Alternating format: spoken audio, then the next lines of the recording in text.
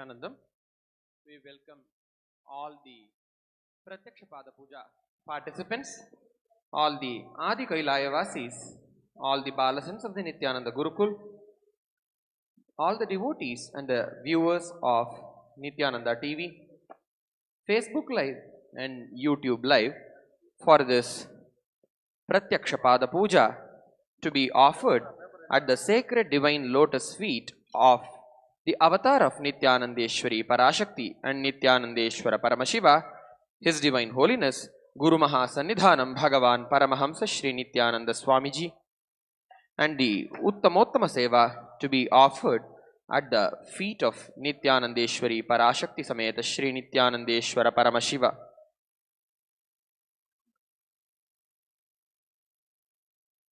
Before we begin the Pratyaksha Pada Puja, we request all the Pada Puja participants and everyone else who is participating in this puja physically here and online as well to declare the following declarations with integrity and authenticity. If you agree to the following declarations, please say yes loudly. I authentically cognize, which is internally process, understand and declare the truth that the cosmic energy exists. I authentically cognize, which is internally process, understand and declare the truth that His Divine Holiness Swamiji is a Chinmaya Vigraha, the embodiment and the representation of that very cosmic energy. I authentically cognize, which is internally process, understand and declare the truth that whatever I offer during the Pratyaksha Pada Puja to His Divine Holiness Swamiji will reach the cosmic source of energy directly. I authentically cognize, which is internally process, understand and declare the truth of Sohamasmi, that even when I worship, I am Him. We will now enter into the Pratyaksha Pada Puja. The first is the Guru Vandanam. Please take some flowers in your hands. Keep your hands in the Namaskara Mudra in front of your heart. Sit with your head neck spine in a straight line. Close your eyes and offer the flowers at the feet of His Divine Holiness Swamiji at the end of the mantra. Om Nityanandam Paramasukhadam Kevalam Jnanamurtim Dvandvatitam Gagana Sadrisham Tattvamasyadilaksham Ekam Nityam Vimalamachalam Sarvadhi Sakshi Bhutam Bhavatitam Trigunarahitam Sadgurum Tam Namami Nityanandeshwara Paramashiva Samarambham Nityanandeshwari Parashakti Madhyamam Asmadacharya Paryantam Vande Guru Paramparam ललाटे त्रिपुण्ड्री निटिलकृतकस्तूरी तिलकः स्फुरन्मालाधारस्फुरितकटिकौपीनवसनः दधानो दुस्तारं शिरसि फणिराजं शशिकलाम् प्रदीपः सर्वेषाम् अरुणगिरियोगी विजयते. The next is the Achamanam. Please take one uddharani of water in your right palm and drink the water along with the chanting of the mantra Atmatattvam shodhayami svadha. Please pour another uddharani of water in your right palm and drink the water along with the chanting of the mantra Vidyatattvam shodhayami svadha. Please pour another uddharani of water in your right palm and drink the water along with the chanting of the mantra Shivatattvam shodhayami svadha. Wash your right hand. With the base of your right hand thumb, wipe your upper and lower lips from the right hand side to the left hand side. Om Ham Hridayaya Namaha. Wash your right hand. With the tip of your right hand, index finger, middle finger, ring finger joined together. Touch little above your upper lips, below your lower lips. With the tips of your right hand, thumb and the index finger joined together, touch your right nostril, left nostril. With the tips of your right hand, thumb and the ring finger joined together, touch your right eye, right ear, left ear. Wash your right hand. With the base of your right hand, thumb and the little finger joined together, touch your navel, your right chest, left chest. And with all the fingers of your right hand joined together, touch the crown of your head, your right shoulder, left shoulder and your heart center. Now, please take some flowers in your right hand and close both your hands, and with the knuckles of your middle finger, tap the sides of your head along with the chanting of the mantra Shuklam Varadharam Vishnum Shashivarnam Chaturbhujam Prasannavadanam Dhyayet Sarva Vignopashantaye. The next is the Pranayama. Now, as the mantras are being chanted, inhale slowly through the left nostril, closing the right nostril. And once you have inhaled fully, close both the nostrils and hold the breath inside as long as possible. Once you can no more hold, exhale through the right nostril alone very slowly. Om Hom Ishara Murdhaya Namaha. Om Him Tatpurushavaktaraaya Namaha. Om Aghora Hridayaya Namaha. Om Him Mamadeva Guhyaya Namaha. Om Ham Satyojata Murte Namaha. Om Ham Hridayaya Namaha. Om Him Shirase Namaha. Om Hom Shikhaya Namaha. Om Him Kavachaya Namaha. Om Hom Netrebhyo Namaha. Om Hastraya Namaha. Om Hom Ishara Murdhaya Namaha. Om Him Tatpurushavaktaraaya Namaha. Om Aghora Hridayaya Namaha. Om Him Mamadeva Guhyaya Namaha. Om Satyojata Murte Namaha. Om Ham Hridayaya Namaha. Om Him Shirase Namaha. Om Hom Shikhaya Namaha. Om Him Kavachaya Namaha. Om Hom Netrebhyo Namaha. Om Hastraya Namaha. Om Hom Ishana Murdhaya Namaha. Om Him Tatpurushavaktaraaya Namaha. Om Aghora Hridayaya Namaha. Om Him Mamadeva Guhyaya Namaha. Om Ham Satyojata Murte Namaha. Om Ham Hridayaya Namaha. Om Him Shirase Namaha. Om Hom Shikhaya Namaha. Om Him Kavachaya Namaha. Om Hom Netrebhyo Namaha. Om Hastraya Namaha. Now, touch your right ear with your right hand once. Now, we will be entering into the Sankalpa. Please take the flower in your left palm and close it with your right palm, and keep both the hands on your right thigh and sit with your head neck spine in a straight line and create a conscious will to enter into this experience of lifetimes, the Pratyaksha Pada Puja to the feet of His Divine Holiness Swamiji. Om Mamopata Samasta Durita Kshayadvara Shri Sadguru Prityartham Shri Nityanandeshwari Parashakti Sameta Shri Nityanandeshwara Paramashiva Prityartham Shubhe Shobhane Muhurte Adya Brahmanaha द्वितीय परार्धे श्री श्वेतवराह कल्पे वैवस्वतमन्वन्तरे अष्टाविंशतितमे नित्ययुगे प्रथमे पादे जम्बूद्वीपे भारतवर्षे भरतखण्डे मेरोः दक्षिणे पार्श्वे शकाब्दे अस्मिन् वर्तमाने व्यवहारिके प्रभवादीनां षष्ट्याः संवत्सराणां मध्ये विलम्बिनाम संवत्सरे दक्षिणायने परमशिवोऽहं ऋतौ तुलामासे शुक्लपक्षे सप्तम्यां शुभतिथौ बुधवासरयुक्तायां श्रवणनक्षत्र गण्डयोग गरजकर्ण एवं गुणविशेषण विशिष्टायाम् अस्यां शुभतिथौ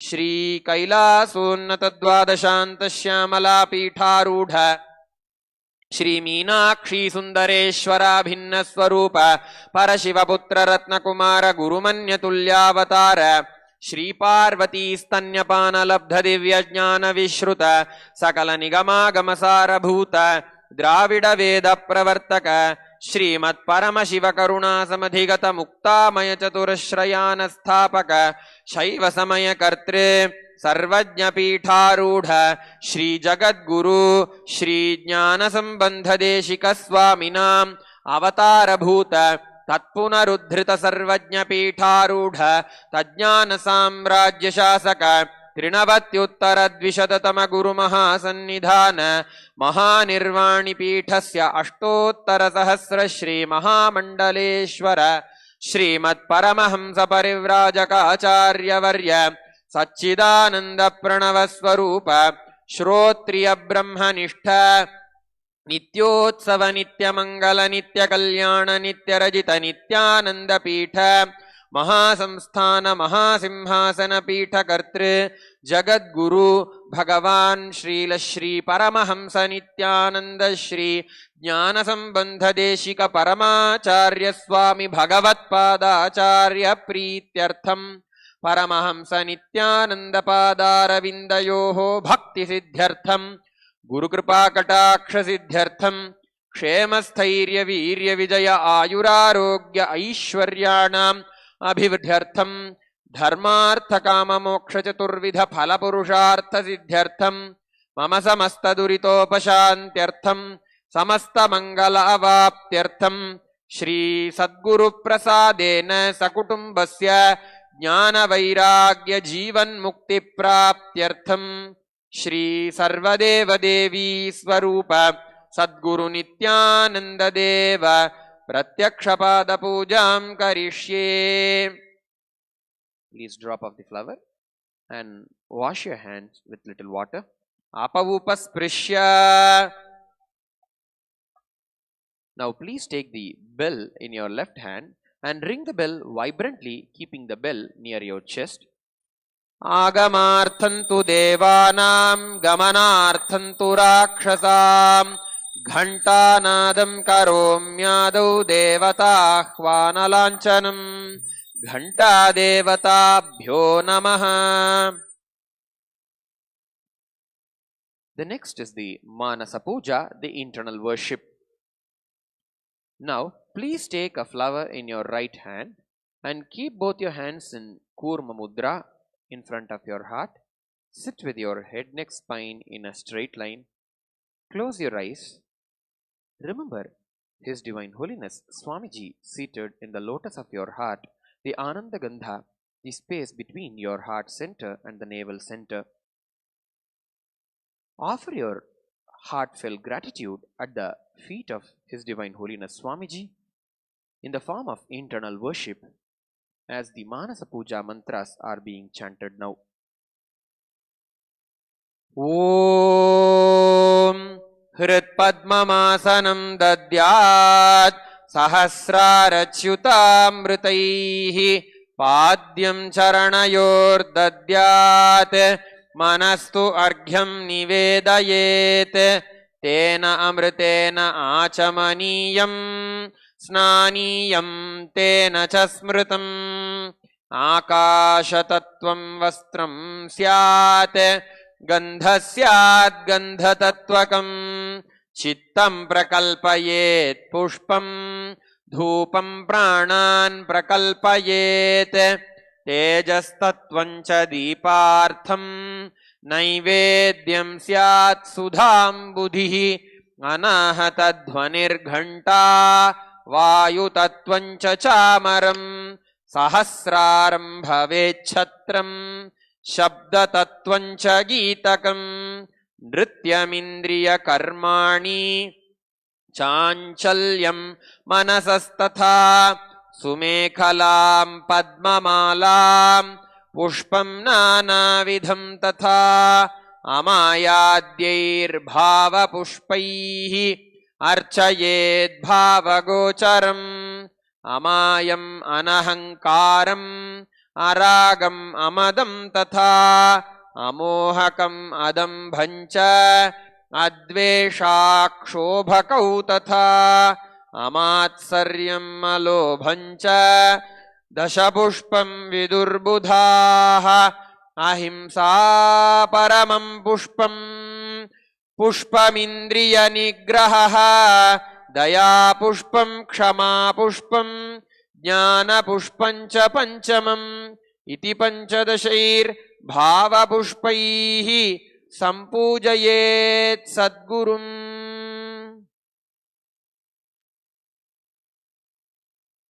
We'll now be entering into the Upachara Puja, the external worship. The first offering is Asanam, the offering of seat for His Divine Holiness Swamiji. Now please take some flowers in your right hand and offer the flowers at the feet of His Divine Holiness Swamiji along with the chanting of the mantra. Asanam Om सर्वभूतान्तरस्थाय सर्वभूतान्तरात्मने कल्पयाम्युपवेशार्थम् आसनं ते नमो नमः. ॐ ह्रीं इदं सुवर्णासनं सर्वदेवदेवी स्वरूपाय सद्गुरुनित्यानन्दाय नमः. The next offering is Swagatam, welcoming His Divine Holiness Swamiji. Now please take some flowers in your right hand and offer the flowers at the feet of His Divine Holiness Swamiji along with the chanting of the mantra.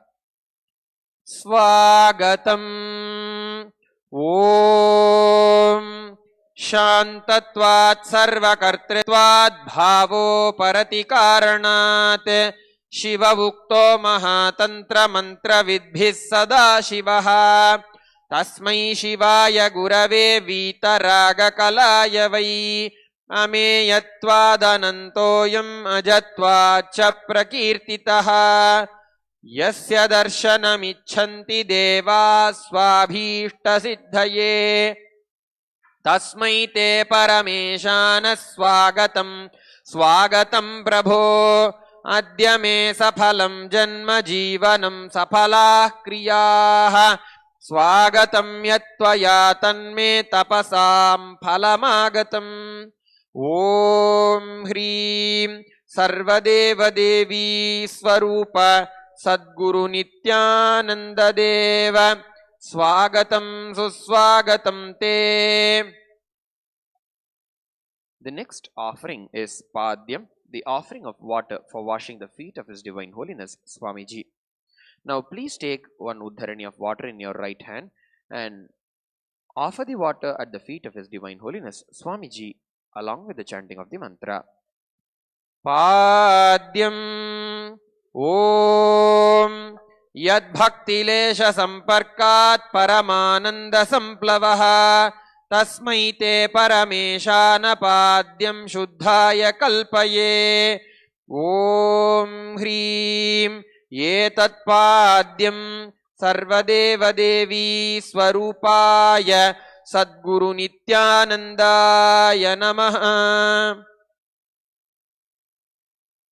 The next offering is Arghya.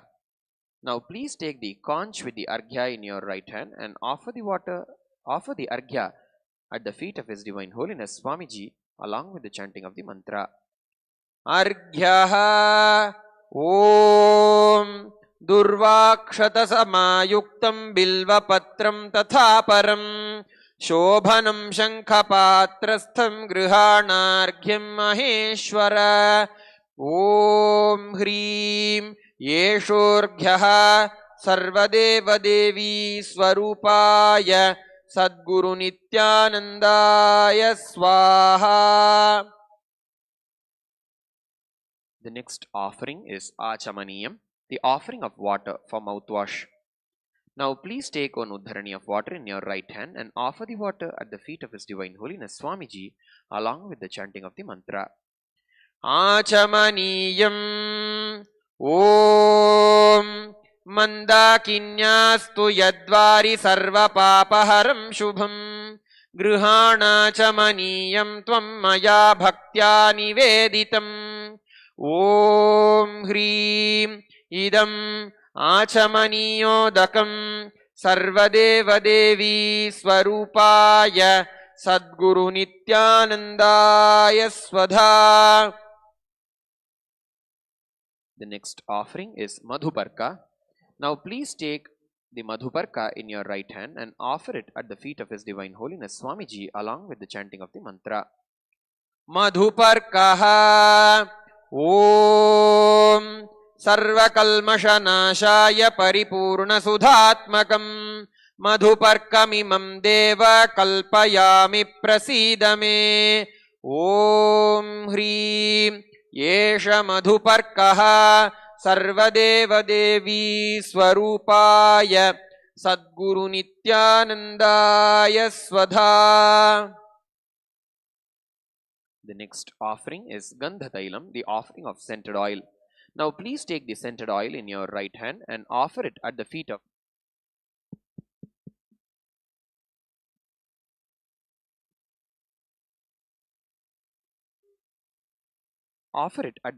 His Divine Holiness Swamiji along with the chanting of the mantra. Gandhatailam Om Snehang Grihana Snehena Lokanam Hitakaraka Sarvalokeshu Shuddhastvam Dadami Snehamuttamam Om Hrim Idam Gandhatailam Sarvadeva Devi Swarupaya Sadguru Nityanandaya Nivedayami. The next offering is Snaniyam, the offering of sacred bath. Now please take one uddharani of water in your right hand and offer the water at the feet of His Divine Holiness Swamiji along with the chanting of the mantra, and please ring the bell with your left hand while doing so.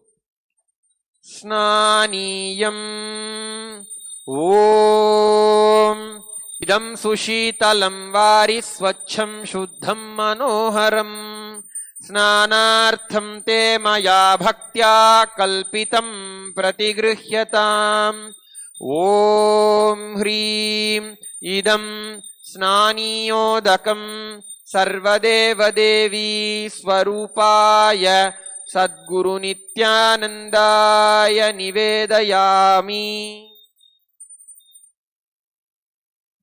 The next offering is Vastram, the offering of clothes. Now please take the cloth offering in your right hand and offer it at the feet of His Divine Holiness Swamiji along with the chanting of the mantra. Vastram Om Maya Chitrapatachanna Nijaguhyoru Tejase Niravarana Vijnaya Vasaste Kalpayamyaham Om Hrim Idam Vastrottariyam Sarvadeva Devi Swarupaya Sadguru Nityanandaya Nivedayami. The next offering is Abharanam, the offering of jewelry. Now please take the jewelry in your right hand and offer it at the feet of His Divine Holiness Swamiji along with the chanting of the mantra.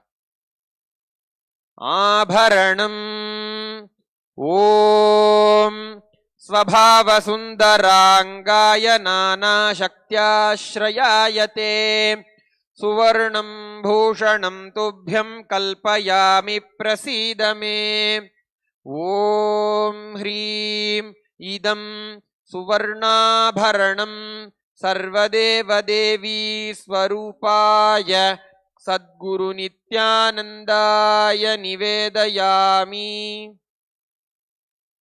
The next offering is Gandha, the offering of sandalwood paste. Now please take the sandalwood paste in your right hand ring finger and offer it at the feet of His Divine Holiness Swamiji along with the chanting of the mantra.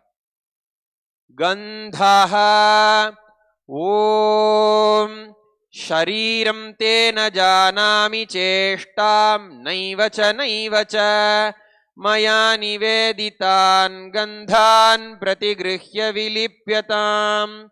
Om Hrim Yesha Gandhaha Sarvadevadevi Swarupaya Sadguru Nityanandaya Namaha.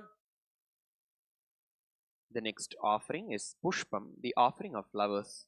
Now please take some flowers smeared with sandalwood paste in your right hand and offer them at the feet of His Divine Holiness Swamiji along with the chanting of the mantra.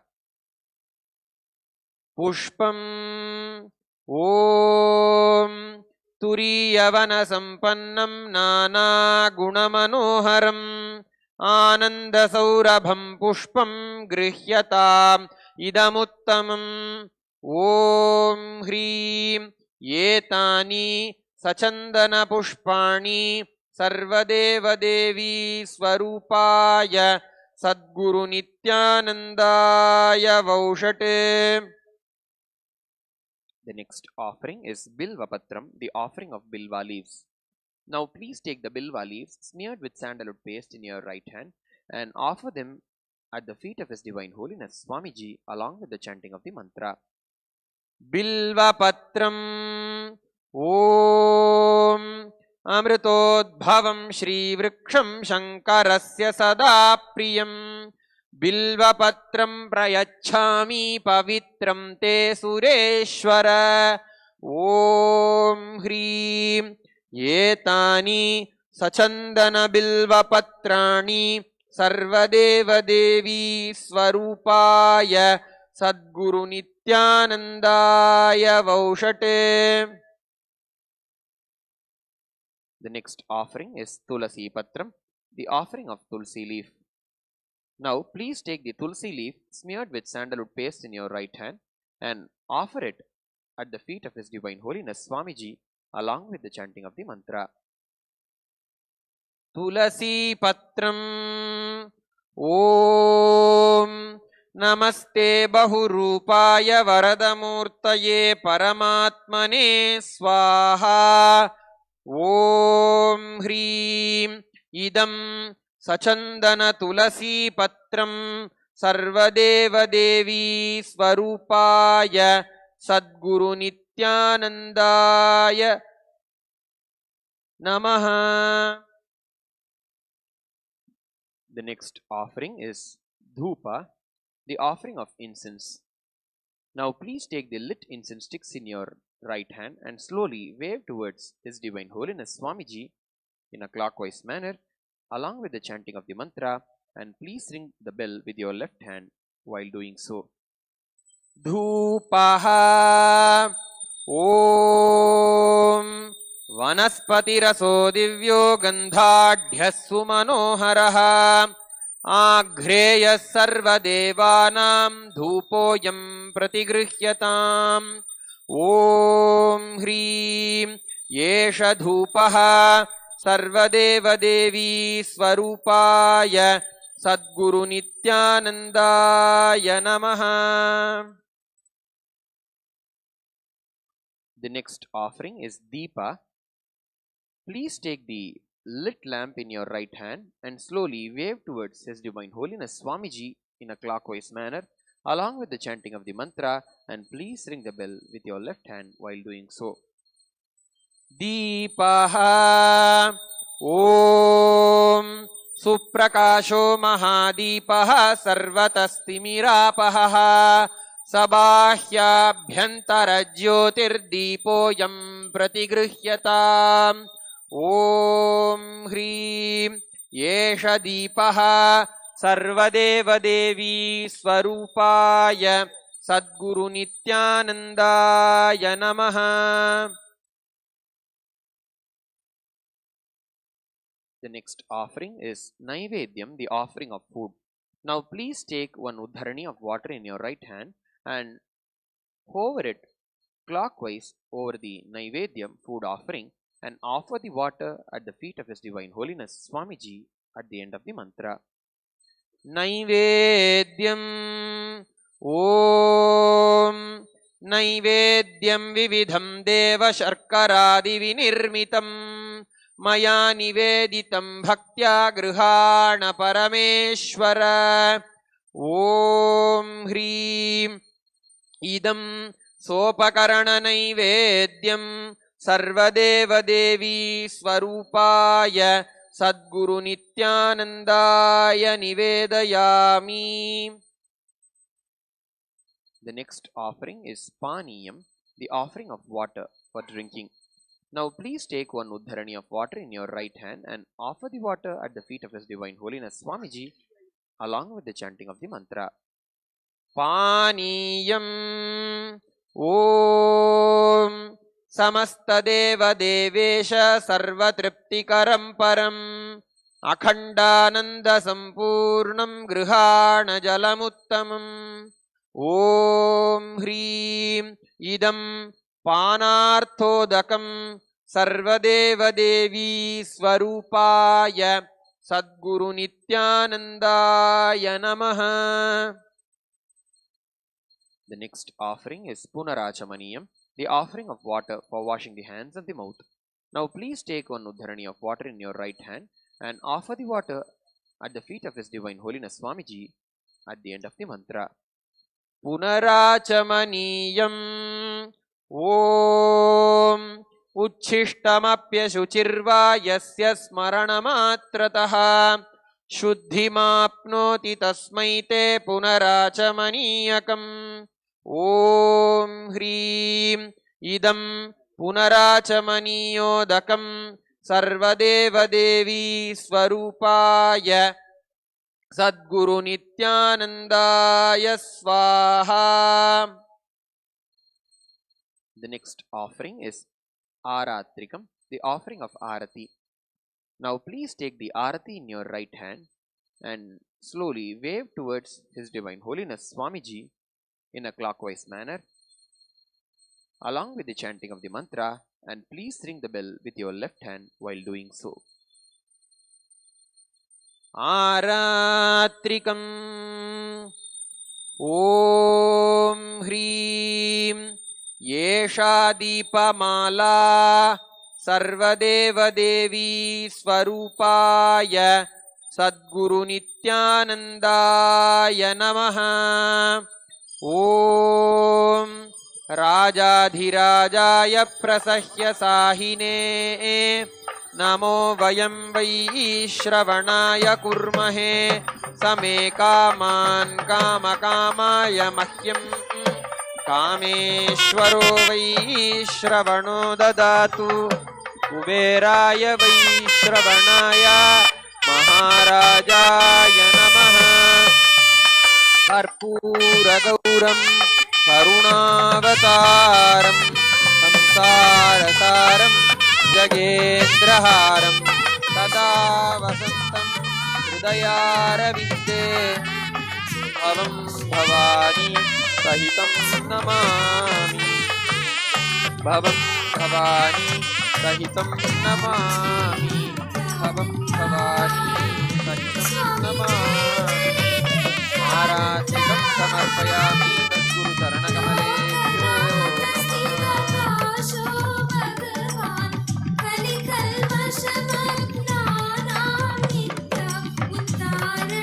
offering is Pushpanjali. Now please take some flowers in your hands. Keep your hands in the Anjali Mudra in front of your heart. Sit with your head neck spine in a straight line. Close your eyes till the end of the mantra and offer the flowers at the feet of His Divine Holiness Swamiji at the end of the mantra. Pushpanjalihi Gurur Brahma Gurur Vishnu गुरुर्देवो महेश्वरः गुरुः साक्षात् परं ब्रह्म तस्मै श्री गुरवे नमः। अखण्डमण्डलाकारं व्याप्तं येन चराचरं तत्पदं दर्शितं येन तस्मै श्री गुरवे नमः। अज्ञानतिमिरान्धस्य ज्ञानाञ्जनशलाकया चक्षुरुन्मीलितं येन तस्मै श्री गुरवे नमः। अनेकजन्मसम्प्राप्तकर्मबन्धविदाहिने आत्मज्ञानप्रदानेन तस्मै श्री गुरवे नमः।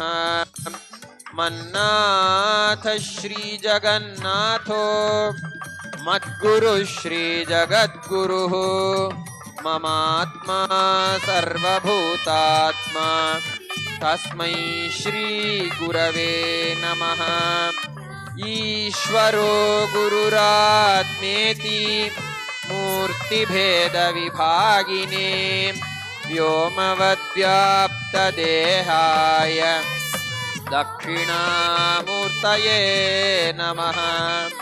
नित्यानन्दं परमसुखदं केवलं ज्ञानमूर्तिं द्वन्द्वातीतं गगनसदृशं तत्त्वमस्यादिलक्ष्यम् एकं नित्यं विमलमचलं सर्वधी साक्षिभूतं भावातीतं त्रिगुणरहितं तद्गुरुं तं नमामि।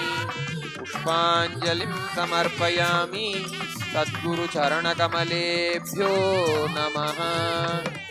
ॐ नित्यानन्दम्।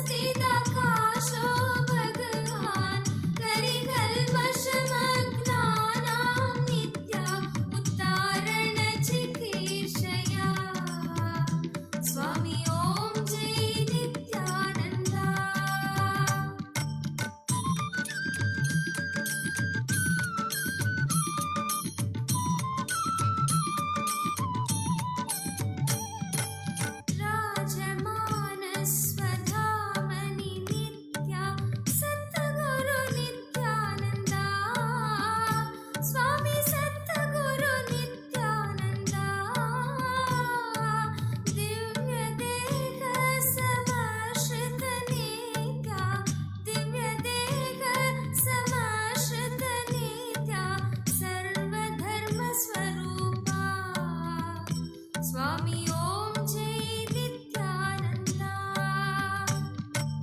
ओम जय नित्यानंदा, स्वामी जय जय नित्यानंदा,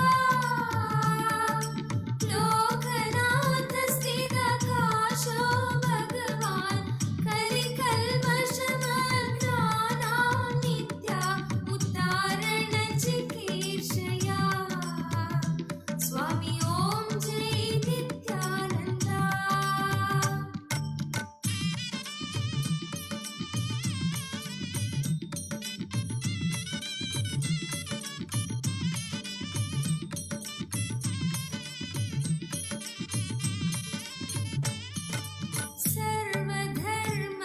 सर्वधर्मप्रणेतारं नित्या धर्मग्लानिविनाशकं, स्वामी धर्मग्लानिविनाशकं, साधुमित्र शिव नित्यानन्दं, साधुमित्र शिव नित्यानन्दं, शान्तं नमाम्यहम्, स्वामी जय जय नित्यानन्दम्, ओम जय नित्यानन्दा, स्वामी जय जय नित्यानन्दा, लोकनाथ स्थितकाशो भगवान कलिकल्मषमग्नानां नित्या उद्धारण चिकीर्षया, स्वामी ओम जय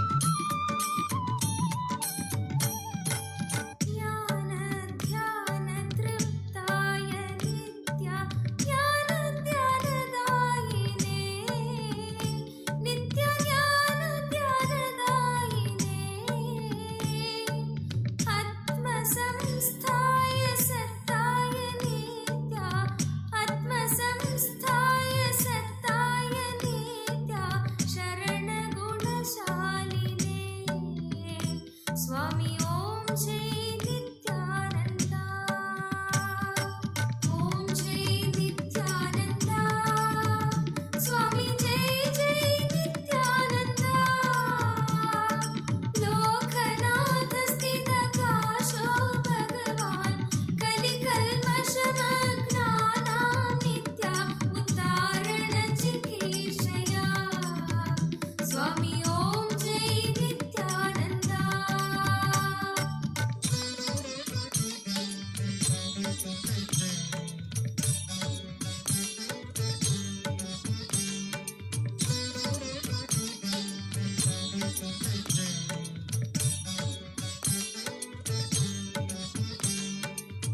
सर्वदेवी स्वरूपाय नित्या सर्वदेव स्वरूपिणे नित्य सर्वदेव स्वरूपिणे विरक्ति भक्ति नैर्मल्य नित्या विरक्ति भक्ति नैर्मल्य नित्या भूति मंगलकारिणे स्वामी ओम जय नित्यानंद ओम जय नित्यानंद स्वामी जय जय नित्यानंद लोकनाथ स्थित काशो भगवान कलिकल्मषमग्नानां नित्या उद्धारण चिकीर्षया स्वामी ओम जय नित्यानंद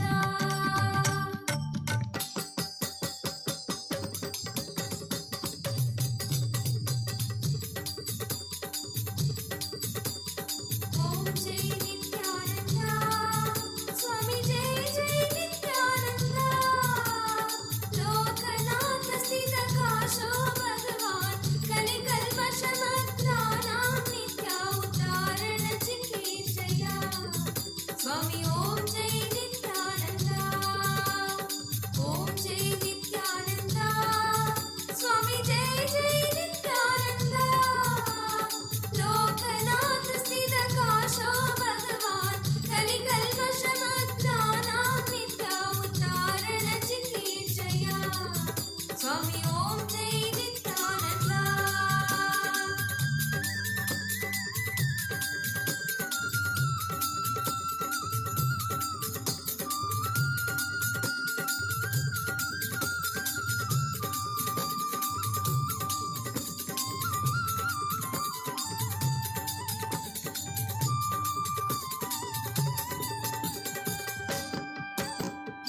जय परमहंस श्री श्री नित्यानंद स्वामी की